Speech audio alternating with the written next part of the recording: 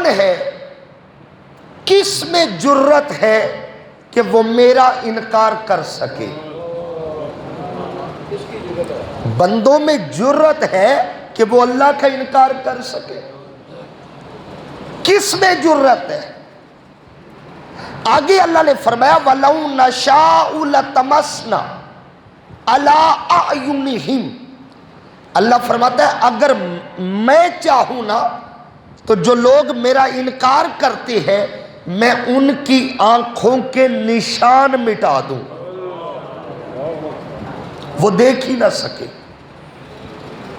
میں نشان ہی ختم کر دوں کہ یہاں آنکھ تھی بھی یا نہیں۔ اگر میں چاہوں تو میں آنکھوں کے نشان مٹا دوں۔ فَاسْتَبَقُوا الصِّرَاطَ فَأَنَّىٰ يُبْصِرُونَ، اور اگر آنکھیں نہیں ہوں گی، نشان ہی نہیں ہوں گے تو فرمایا پھر وہ راستے پہ دوڑتے پھرے، اور وہ پھر کیا دیکھ سکتی ہے؟ نظر ہی کچھ نہ۔ اور آگے فرمایا وَلَوْ نَشَاءُ لَمَسَخْنَاهُمْ عَلَىٰ مَكَانَتِهِمْ، اللہ فرما رہا ہے اس اگلی آیت میں، فرمایا اگر میں چاہوں نا تو میں ان کے گھروں میں ان کی شکلیں بدل دوں، جو میرا انکار کرتے، رات سوئے انسان ہوں، صبح جاگے تو کچھ اور ہوں، میں شکلیں بدلنے پہ قادر ہوں، اور اگر چاہوں تو اپنے منکروں کی شکلیں بدل دوں، اپنا حکم نہ ماننے والوں کی شکلیں بدل دوں۔ یہ میرے لیے مشکل بات، میں چاہوں تو شکلیں بدل دوں۔ فَمَسْتَطَاعُوا مُضِيًّا وَلَا يَرْجِعُونَ، اور پھر اگر شکل بدل دوں پھر وہ آگے کیسے جا سکتی ہے؟ اور آگے فرمایا نہ ہی وہ واپس لوٹ کر آ سکتی ہے، جس کی شکل بدل گئی سو بدل گئی۔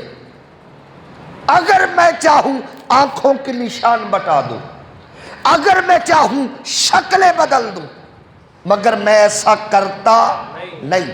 مولا کیوں نہیں کرتا؟ فرمایا بندے میرے ہیں، ہائے ہائے ہائے، بندے، میں ایسا کرتا نہیں ہوں، میں انہیں مہلت دیتا ہوں، انکار کر رہا ہے کرتا ہے، کبھی تو آئے گا۔ میری رحمتیں روز آواز دیتی ہے، جو میری بات نہیں مانتے نافرمانیاں کرتی ہے، روز میری رحمت بلاتی ہے اب آ جا اب آ جا اب آ جا۔ میں رسی ڈھیلی کر رہا ہوں، انہیں تباہ کرنا، برباد کرنا اور ان کی شکلیں بدلنا میرے لیے مشکل کام، مگر میں تو انتظار کر رہا ہوں کہ میرا بندہ اب میری طرف آ جائے، میرا اقرار کر لے۔ اور آگے اللہ رب العزت نے ارشاد فرمایا، بڑی خوبصورت بات فرمایا وَمَن نُعَمِّرْهُ نُنَكِّسْهُ فِي الْخَلْقِ أَفَلَا يَعْقِلُونَ، یہ بات بڑی توجہ طلب ہے۔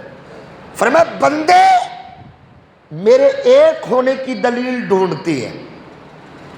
حضور نے جب کلمے کا کہا نا کہ پڑھو لا الہ الا اللہ، بت پرستی چھوڑو، ایک خدا کو مانو، انہوں نے دلیل مانگی، اللہ نے یہ دلیل بڑی پیاری دی، فرمایا میری ذات پہ دلیل مانگتے ہو، اگر غور کرو نا تو میرے ایک ہونے کی دلیل تمہارے اپنے وجود میں موجود ہے۔ بات بڑی قابل توجہ ہے، اللہ کا قرآن ہے، سورہ یاسین آیت نمبر 68 ہے۔ اگر غور کرو، اپنے وجود پہ توجہ دو، میرے ایک ہونے کی دلیل ہے۔ اب وہ کیسے؟ اللہ نے اس کی ڈیٹیل بتائی اس آیت کے اندر، فرمایا ہم وَمَن نُعَمِّرْهُ نُنَكِّسْهُ فِي الْخَلْقِ، ہم جسے طویل عمر دیتے ہیں وہ جہاں سے چلتا ہے واپس وہی آ جاتا ہے۔ اب اس پہ ذرا غور کیجئے گا. انسان ہے نا، اس کی زندگی کے مختلف مرحلے ہیں. پہلے بچپن ہوتا ہے، پھر لڑکپن، پھر جوانی، پھر بڑھاپا.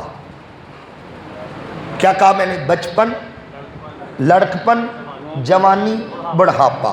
چلے لڑکپن کو نکال دے. بچپن، جوانی اور بڑھاپا، یہ 3 بنیادی سٹیجز ہیں.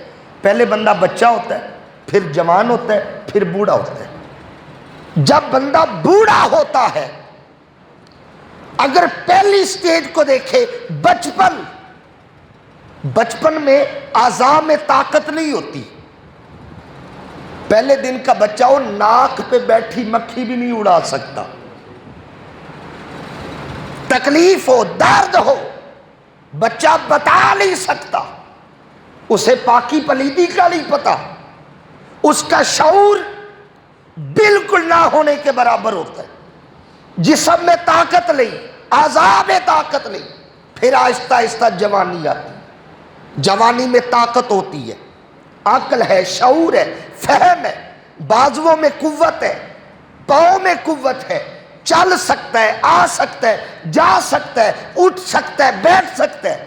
اسی لیے بزرگ فرماتی ہے جوانی کی عبادت یہ شیوہ پیمبری ہے. جوانی کی عبادت، کیونکہ عبادت اعضاء میں طاقت ہے. ہمارے بزرگ کرسیوں پہ نماز پڑھتے، مجبوری ہے، ادھر ہے، پڑھ سکتے. مگر جوان کرسی پہ نماز نہیں پڑھتا. جوانی کے سجدوں کی لذت اپنی، بدن میں طاقت پوری ہوتی ہے. اس لیے فرمایا قیامت کے دن جن بندوں کو عرش کا سایہ ملے گا نا، ان میں سے ایک وہ جوان ہوگا جس کی جوانی اس کی عبادت میں گزری ہوگی. بڑھاپا جب آتا ہے تو پھر وہ طاقت، پھر وہ سمجھ بھی، وہ شعور بھی. بچہ جس طرح بچہ ہوتا ہے، بڑھاپے میں بندہ ویسے ہی. فرمایا غور کر، تجھے عمر دی 70 سال، 80 سال، 90 سال، 100 سال، اور اپنی ذات میں غور کر، جہاں سے چلا تھا 100 سال بعد بھی وہی لوٹ کے آیا. آگے فرمایا افلا یعقلون، تم عقل سے کام کیوں نہیں لیتے؟ کوئی تو ذات ہے نا جس نے انسان کو یہ سفر کروایا ہے. پہلے طاقت نہیں، پھر طاقت دی. جب طاقت ہے پھر طاقت واپس لی. کون ہے جو بندے کو طاقت دیتا بھی ہے، بندے سے طاقت لیتا بھی ہے؟ فرمایا وہ صرف مصطفیٰ کے رب کی ذات ہے. مجھے ماننے کے لیے اے انسان تیرا اپنا وجود کافی ہے. اس پہ غور کر. آقا علیہ السلام نے جب مکہ میں دعوت دی نا، لوگوں نے قرآن سنا. محبت سے فرق کہیے ذرا. اچھا، قرآن میں ایک حسن ہے، ایک نغمگی ہے. آپ اکیلے بیٹھ کے کبھی سورہ رحمان سنے نا تو آپ کی روح وجد کرے گی. 30ویں پارے کی آیات دیکھیں، اس میں الفاظ کا جو چناؤ ہے، وَالضُّحَىٰ وَاللَّيْلِ إِذَا سَجَىٰ، یہ اب ایک لطف آئے گا. اِنَّا أَعْطَيْنَاكَ الْكَوْثَرَ فَصَلِّ لِرَبِّكَ وَانْحَرْ إِنَّا شَانِئَكَ هُوَ الْأَبْتَرُ. اب یہ ایک لطف ہے. حضور جب قرآن پڑھتے، عرب کے لوگ قرآن سنتے. اب انہوں نے کیا کہا؟ انہوں نے کہا یہ جو ہمیں محمد سناتا ہے نا، یہ تو شاعری ہے. یہ کیا ہے؟ شاعری ہے. یہ کہتا ہے میں نبی ہوں. یہ تو شاعر ہے اور ہمیں اکٹھا کر کے شاعری سناتا ہے. جب حضور کی ذات پر یہ اعتراض ہوا نا، تو پھر اس اعتراض کا جواب مصطفیٰ نے نہیں دیا، خود خدا نے دیا ہے. اللہ اکبر. خدا نے جواب دیا.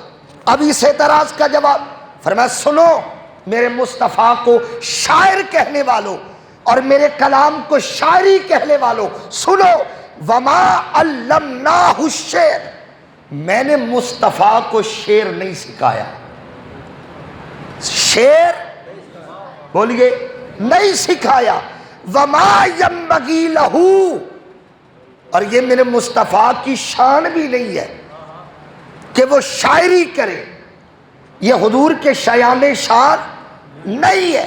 اچھا مولا پھر محبوب جو سناتا ہے یہ کیا ہے؟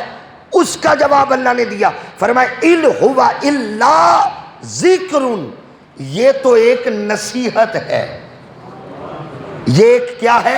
نصیحت، وَقُرْآنٌ مُبِینٌ، اور میری طرف سے اتارا ہوا روشن قرآن ہے۔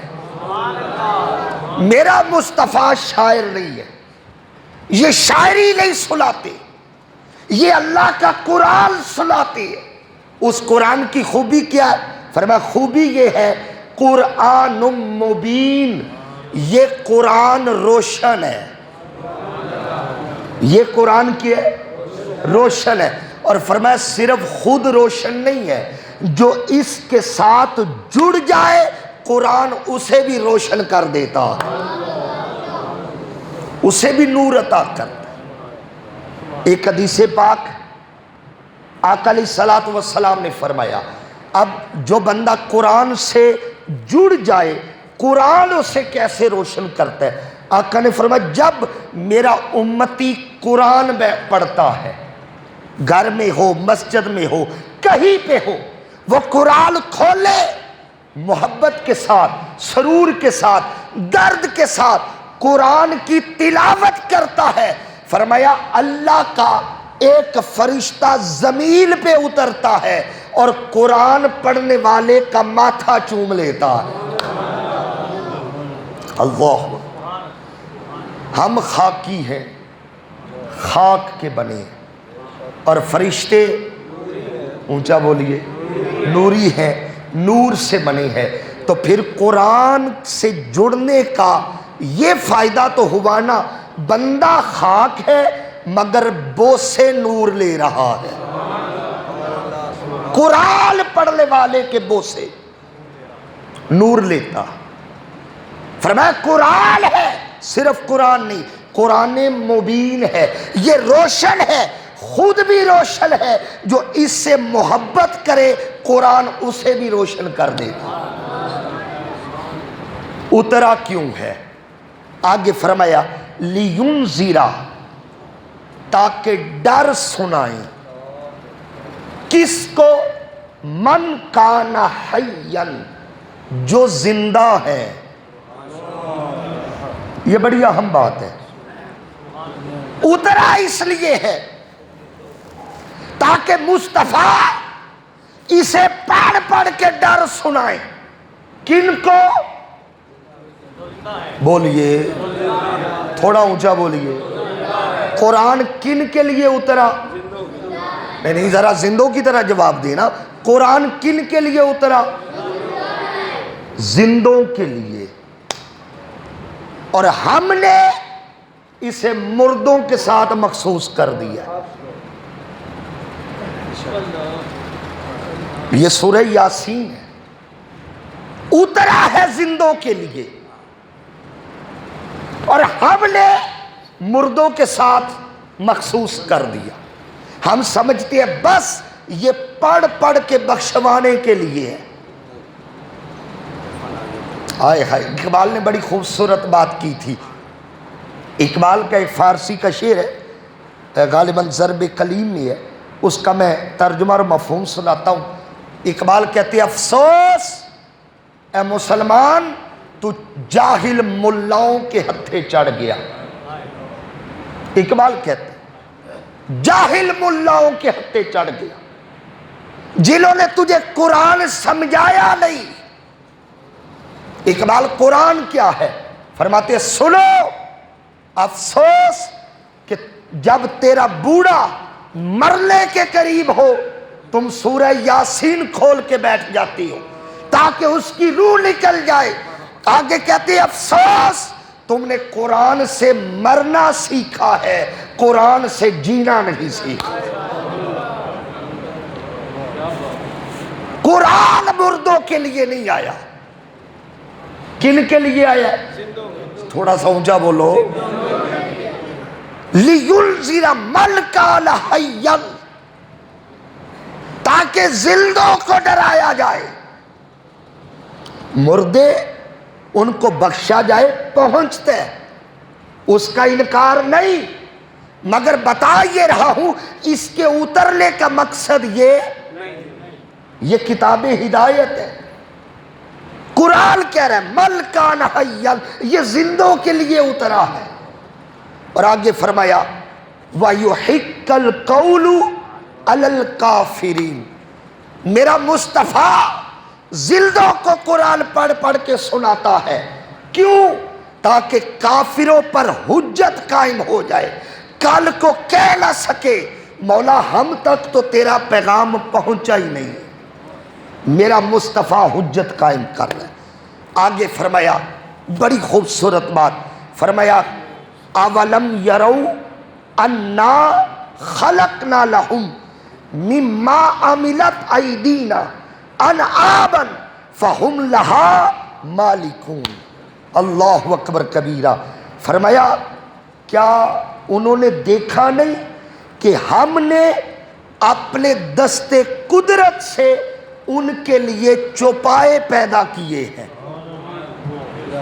چوپائے، 4 پاؤں والے جانور، چوپائے پیدا کیے، کن کے لیے؟ بندوں کے لیے۔ آگے فرمایا لہا مالکون، پھر انہیں ان چوپایوں کا مالک بنایا ہے۔ مالک بنایا ہے کس لیے؟ فرمایا وَذَلَّلْنَاهَا لَهُمْ فَمِنْهَا رَقُوبُهُمْ وَمِنْهَا يَأْكُلُونَ، فرمایا یہ چوپائے ہم نے ان بندوں کے تابع کر دیے ہیں، مسخر کر دیے، ان کے تابع کر دیے، جن سے یہ کھاتے ہیں، یہ پیتے ہیں۔ اور اگلی آیت میں فرمایا وَلَهُمْ فِيهَا مَنَافِعٌ وَمَشَارِبُ، ہم نے ان کے لیے منافع رکھا ہے ان چوپایوں میں، وَمَشَارِبٌ، اور یہ اس سے پیتے بھی ہیں۔ افلا یشکرون، میرا کھا کے میرا پی کے یہ میرا شکر کیوں نہیں ادا کرتے؟ اب توجہ چاہوں گا، آیت نمبر 73 میں اللہ نے فرمایا چوپائے پیدا کس نے کیے؟ سارے بولیے اللہ نے۔ کس کے لیے؟ میری طرف دیکھنا آپ نے، انسان کے لیے۔ کیوں پیدا کیے؟ تاکہ بندے فائدہ اٹھائیں۔ ہم چوپایوں سے کتنا فائدہ اٹھاتے؟ اب اگر آپ فائدے گنے، دودھ کہاں سے ملتے؟ چوپایوں سے۔ ہم گوشت بھی کھاتے، اس کے علاوہ سواری کے بھی کام آتے، بوجھ بھی اٹھاتی، اور اگر یہ تو زندہ کی فائدے ہیں، اگر ذبح ہو جائے یا مر جائے تو بیکار پھر بھی نہیں، ہم اس کی کھال اور ہڈیاں بھی استعمال کرتے۔ فرمایا کتنے فائدے اٹھاتے، مگر فائدے اٹھائیں گے میرا شکر ادا نہیں کریں گے۔ آگے اللہ نے فرمایا وَاتَّخَذُوا مِن دُونِ اللَّهِ آلِهَةً لَعَلَّهُمْ يُنصَرُونَ، اور جب شکر کی باری آتی ہے تو یہ میرے علاوہ اور معبود بنا لیتے ہیں تاکہ ان کی عبادت کرے، ان کا شکر کرے۔ یاد رکھو جتنے بھی بت بناؤ ان کی عبادت کرو، قیامت کے دن کوئی بت مدد بولیے نہیں کرے۔ یہاں پہ میں عقیدے کی ایک بات کرنا ضروری سمجھتا ہوں۔ بعض جاہل لوگ علمی بددیانتی کرتے ہیں۔ یہ والی آیت، یہ جو میں نے پڑھی ہے اور یا اس طرح کی دوسری آیتیں یہ ولیوں پہ چسپاں کر دیتے ہیں. دیکھیں جی قرآن کہہ رہے اور انہوں نے اللہ کے سوا معبود بنا لیے اس امید پر کہ ان کی مدد کی جائے گی. یعنی اللہ کے علاوہ غیر سے امید رکھنا نہیں چاہیے. آیت کس بارے اتری؟ بتوں کے بارے میں. اور مراد کیا لے لیا؟ ولی. ایک بات یاد رکھیں، بت غیر ہے، ولی اللہ کا غیر نہیں ہوتا. ولی اللہ کا غیر. مجھے بتاؤ دوست غیر ہوتا ہے؟ آپ ساتھ کرے ولی اللہ، اللہ کا دوست، اور پھر کہے غیر اللہ. اگر غیر کہنا ہے تو ولی نہ کہو، اگر ولی کہنا ہے تو غیر نہ کہو. آیت بتوں کے بارے میں ہے اور ہم نے چسپاں کر دی ولیوں کے بارے. یہ بہت بڑی بد بیانتی ہے. آگے اللہ نے فرمایا یہ بت کسی کے کام نہیں آئیں گے. لا یستطیعون نصرہم، یہ بت ان کی مدد کی قدرت نہیں رکھتے، کوئی طاقت نہیں رکھتے. وَهُمْ لَهُمْ جُنْدٌ مُحْضَرُونَ. یاد رکھو آج جو لوگ بتوں کی پوجا کرتے ہیں، اللہ فرماتا قیامت کے دن یہ بتوں کا لشکر ہوں گے اور یہ سارے مل کے جہنم میں جائیں گے. ان کا ٹھکانہ جہنم ہے. اگلی آیت میں آیت نمبر 76 میں آج سورہ یاسین بس چند آیات رہ گی سمیٹنا چاہتا ہوں. مکے کا ایک کافر تھا. اب اگلی آیات میں ایک واقعہ آ رہا ہے، میں وہ سنا دوں تاکہ جلدی سے بات مکمل ہو جائے. نام تھا آس بن وائل. کیا نام تھا؟ سارے لے لے یاد ہو جائے گا. کیا نام تھا؟ یہ کافر تھا، بدبخت ترین کافر. یہ نہ قبرستان سے گزرا اور ایک پرانی ہڈی اٹھائی.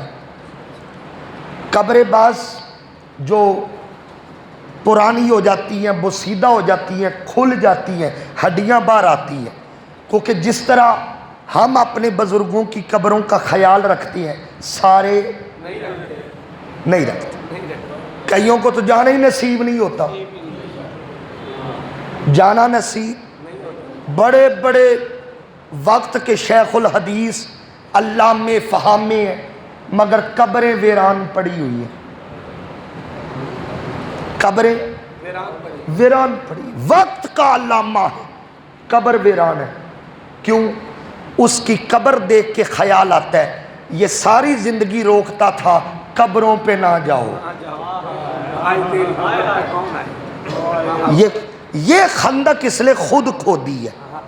ساری زندگی امت کو روکتا رہا قبروں پہ نہ جاؤ، قبروں پہ نہ جاؤ، قبروں پہ نہ جاؤ.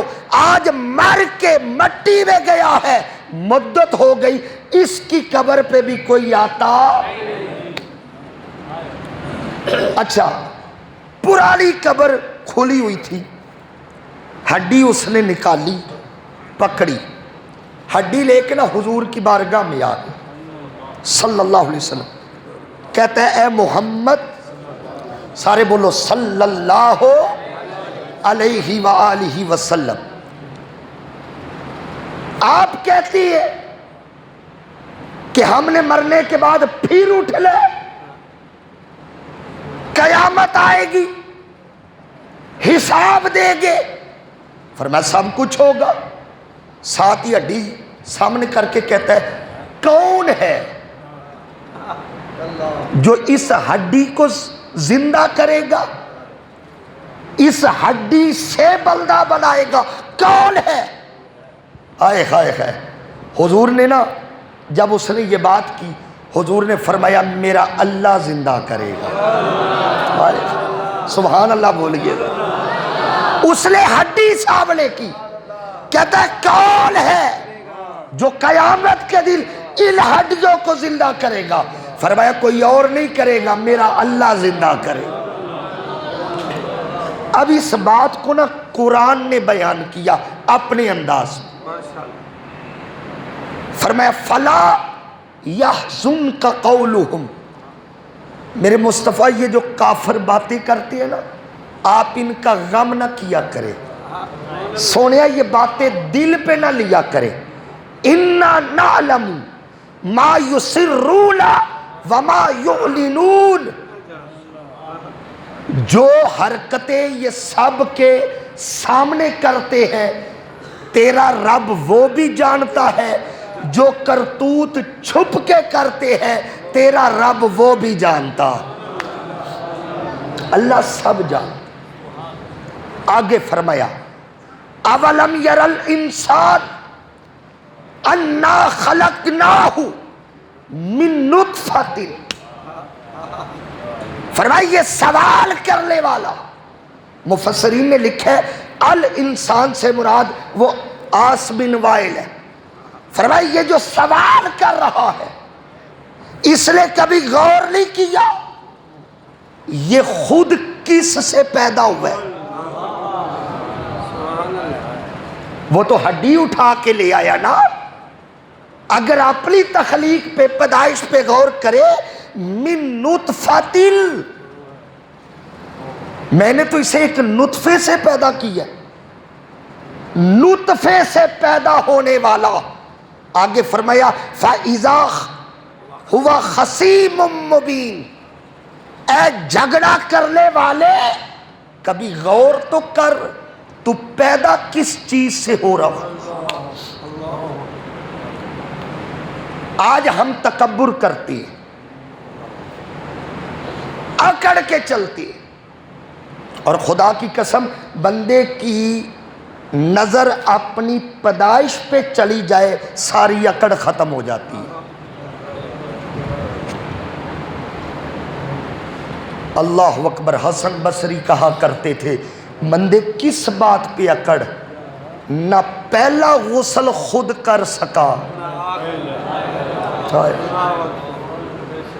پہلا غسل بھی بندہ خود اور آخری غسل بھی خود، فرمایا اکڑ کس بات کی۔ امام زین العابدین علیہ السلام حسین کا بیٹا رضی اللہ تعالیٰ عنہ علیہ السلام، ان کی بات میں نے ایک پڑھی کتاب کے اندر، بڑی خوبصورت بات، فرمایا انسان تو تکبر کرتا ہے حالانکہ اپنا پخانہ تو خود صاف کرتا، کس بات کی اکڑ، کس بات کا تکبر؟ فرمایا یہ جو مجھ سے جھگڑ رہے خصیم مبین، یہ جو جھگڑالو ہے اس سے پوچھے، ہڈی اٹھا کے لے آئے یہ خود کہاں سے پیدا ہوا، نطفۃ، ایک نطفے کی پیداوار، اللہ اور اس کے رسول سے جھگڑتے۔ آگے اللہ نے فرمایا وَضَرَبَ لَنَا مَثَلًا وَنَسِيَ خَلْقَهُ، یہ آگے ہے ہڈی اٹھا کے مثالیں دینے کے لیے کہ کیسے اللہ اس کو زندہ کرے گا۔ فرمایا اصل میں ناسیہ خلقہ، یہ اپنی خلقت بھول گیا ہے، اپنی پیدائش یہ بھول گیا ہے۔ قَالَ مَن یحیی العظام، کون ہے جو ان ہڈیوں کو پیدا کرتا ہے، یہ کہہ رہا ہے وَهِيَ رَمِيمٌ، جب یہ بوسیدہ ہو جائے۔ آگے اللہ نے اس بات کا جواب دیا کل، سونیا فرما دے، آئے ہائے، یہ کہہ رہے نا کون ہے جو ان ہڈیوں کو دوبارہ زندہ کرے گا، کل فرما دے یحییہا، ان کو زندہ کرے گا، الذی، وہی رب، انشاءہا اول مرۃ، جس نے ان کو پہلی دفعہ زندہ کیا تھا، جس نے پہلے زندہ کیا وہی اب بھی زندہ کرے گا۔ وَهُوَ بِكُلِّ خَلْقٍ عَلِيمٌ، آگے فرمایا وہ اپنی ہر مخلوق کو جاننے والا، وہی زندہ کرے گا۔ آگے فرمایا الذی جعل لکم وہی ہے اللہ، اپنا تعارف اللہ کروا رہا ہے۔ کون؟ جس نے بنایا، پیدا کیا، من الشجر الاخضر نارن، جس نے سرسبز درختوں سے آگ پیدا کی۔ اس کو ذرا سمجھیے گا۔ حضرت عبداللہ ابن عباس فرماتی ہے دو درخت ہیں زمین پر، ایک ہے المرخ اور ایک ہے الافار، یہ دو درخت ہیں۔ فرماتی ہے ان کی ٹہنی توڑو نا، سبز ہوتی ہے تو ان سے پانی گرتا ہے۔ باس ہوتی ہے نا درخت ٹہنیاں، ان کو توڑو تو وہ گیلی ہوتی ہے، پانی قطرہ نکلتا ہے۔ یہ دو ٹہنیاں المرخ الافار، ان کی ٹہنیاں توڑو تو دونوں سے پانی نکلتا ہے۔ ان گیلی ٹہنیوں کو رگڑو تو اللہ پانی سے آگ نکال دیتا، آگ نکال دے۔ دونوں گیلی ہیں، پانی کے قطرے ٹپک رہے ہیں، فرمایا آپس میں رگڑو تو رب آگ نکال دیتا ہے۔ فرمایا یہ اس رب کو جانتا ہی نہیں جو چاہے تو پانی سے آگ پیدا کر سکتا، حالانکہ دونوں مخالف ہیں۔ جہاں آگ ہے وہاں پانی نہیں، جہاں پانی ہے وہاں آگ ہو تو پانی نہیں رہتا، بخارات بن کے اڑتا ہے، اور اگر پانی گرا دیا جائے تو آگ بجھ جاتی ہے۔ فرمایا دونوں مخالف ہے، اور رب وہ ہے جو پانی سے آگ کو پیدا کر دیتا۔ آگے فرمایا فَإِذَا أَنْتُمْ مِنْهُ تُؤْكِدُونَ، اور تم اسی آگ کو سلگاتی ہو۔ اگر ہم آج مثال دے دیں تو اگر سرسبز ٹہنیوں کو خشک کر دیا جائے تو آگ کیسے پیدا ہوتی ہے؟ ان خشک لکڑیوں سے ہی آگ پیدا ہوتی ہے، اور ہم اسی سے کھانا وغیرہ پکاتے ہیں۔ ایندھن کے طور پہ جو درخت استعمال ہوتی ہے، فرمایا جو درختوں کو لکڑی ایندھن کے قابل بناتا ہے وہی مصطفیٰ کا رب ہے، اور وہی ان ہڈیوں سے انسان بنا دے گا۔ آگے فرمایا اَوَلَيْسَ الَّذِي خَلَقَ السَّمَاوَاتِ وَالْأَرْضِ، کیا وہ رب جس نے زمین اور آسمان خلق کیے، بِقَدَرِ، کیا وہ قدرت نہیں رکھتا، عَلَىٰ أَن يَخْلُقَ مِثْلَهُمْ، کہ وہ ان جیسے انسان بنا دے؟ بلا، ہاں وہ قدرت رکھتا ہے، وَهُوَ الْخَلَّاقُ الْعَلِيمُ، وہ قدرت رکھتا ہے، وہ پیدا بھی کرنے والا ہے اور علم بھی رکھنے والا ہے۔ اگلی دو آیات اور یہ آخری آیات ہے سورہ یاسین کی آخری آیات، اور فرمایا سنو، جب وہ کسی چیز کو پیدا کرنا چاہے، بنانا چاہے، اسے کوئی تکلف، کچھ کرنا، میٹیریل اکٹھا نہیں کرتا، سامان اکٹھا نہیں کرتا، مزدور نہیں لگاتا، فیکٹریاں نہیں لگاتا، کیا کرتا ہے؟ جب وہ کسی چیز کو بنانا چاہے، فرمایا اس کا طریقہ بڑا آسان ہے، کیا؟ انما امرہ اذا اراد شیئا ان یقول لہ کن فیکون، جب وہ بنانا چاہے کچھ نہیں کرنا پڑتا، وہ فقط کہتا ہے کن، ہو جا، فیکون، وہ چیز آئے گا، بس اتنا کرنا۔ وہ کہتا ہے کن فیکون، وہ چیز ہو جاتی۔ جو کچھ بنایا اس نے کن کہہ کے بنایا، زمین ہو، آسمان ہو، پہاڑ ہوں، جتنی مخلوقات ہیں، فقط فرماتا ہے کن۔ اور ایک مفسر پتہ کیا کہتے ہیں، بڑی خاص بات، وہ فرماتی ہے کن کا مطلب کیا ہے؟ سارے بولیے، ہو جا، فیکون، وہ چیز وہ مفسر کہتے ہیں، یہ بڑی خاص بات ہے، ایک ہی جملہ ہے، فرماتے ہیں یہ جو کن ہے نا، یہ ہماری سمجھ کے لیے ہے، ورنہ وہ تو کاف نون کا بھی محتاج نہیں ہے۔ ہائے ہائے، یہ ہماری سمجھ کے لیے اس نے کہا کن ہو جا، ورنہ وہ کاف نون کن کا بھی محتاج، ادھر وہ چاہتا ہے ادھر چیز خلق ہو کے سامنے آ جاتی۔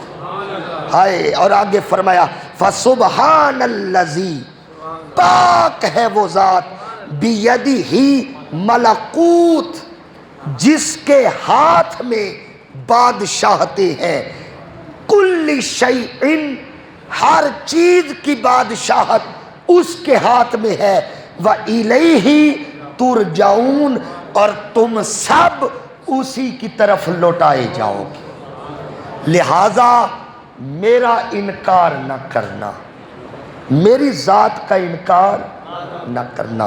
سورہ یاسین کے صرف 2 فضائل سنیے تاکہ اس سورت کو پڑھنے کا جذبہ پیدا ہو۔ حضور نے فرمایا بندہ قریب المرگ ہو اس کے قریب سورہ یاسین پڑھو، ہوگا کیا؟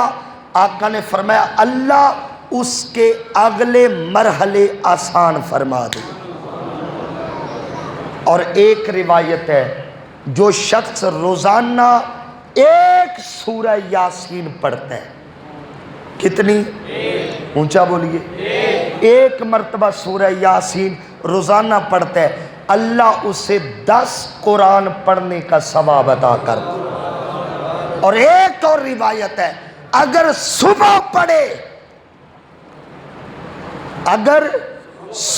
پڑھے اللہ شام تک کے گناہ معاف کر دیتا ہے، اگر شام کو پڑھے اللہ ساری رات کے گناہ معاف فرما دیتا ہے۔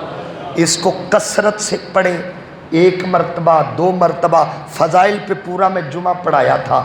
یہ قرآن کا دل ہے، سبحان اللہ، قرآن کا دل ہے۔ حضور نے فرمایا قرآن کے دل کو اپنے دل میں جمع کر کے رکھو، محفوظ کر کے رکھو۔ اللہ رب العزت ہمیں اس سورت کا نور عطا فرمائے۔